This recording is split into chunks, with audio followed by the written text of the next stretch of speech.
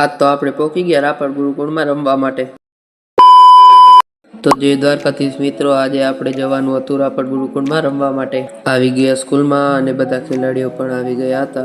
પછી તો આપણે હાલીને નીકળી ગયા રોડે, કેમ કે આજે હતું રોડે ટ્રાફિક। છકડીમાં બેસી ગયા અને રોડે હતી ટ્રાફિક, કેમ કે ગાડીઓનો એક્સિડન્ટ થયો હતો અને આપણે નીકળી ગયા રાપર બાજુ।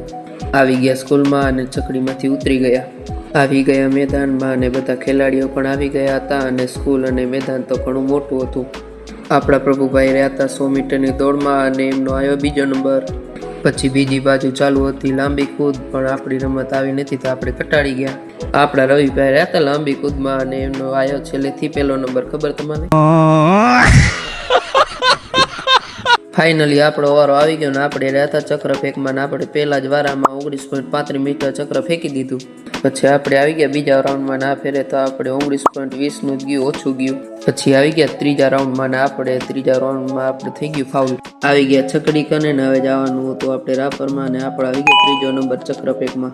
છકડીમાં બેસી ગયા અને નીકળી ગયા રાપર નાસ્તો કરવા માટે। રાપરમાં આવી ગયા અને અંદર નીકળી ગયા નાસ્તો કરવા માટે। નાસ્તો કરી લીધો અને નીકળી ગયા આપણે આપણા ગામ ગાગોદર બાજુ। આવી ગયા ગામમાં અને છકડીમાંથી ઉતરીને નીકળી ગયા હાલીને ઘર બાજુ।